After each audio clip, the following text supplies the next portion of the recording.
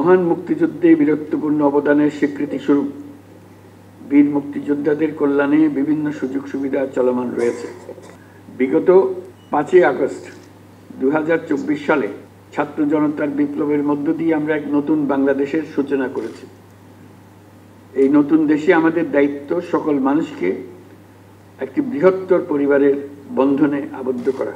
পরিবারের মতভেদ থাকবে, বাকবিতণ্ডা হবে, আমরা কেউ কারো শত্রু হব না, কাউকে তার মতের জন্য শত্রু মনে করব না, কাউকে ধর্মের কারণে শত্রু মনে করব না।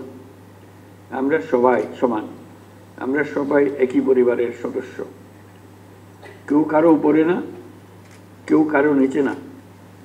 এই ধারণা আমরা জাতীয় জীবনে প্রতিষ্ঠিত করতে চাই। আমরা সকল রাষ্ট্রের সঙ্গে বন্ধুত্ব বজায় রাখব। আমাদের পররাষ্ট্রনীতির ভিত্তি হবে পারস্পরিক সম্মান, আস্থা, বিশ্বাস ও সহযোগিতা।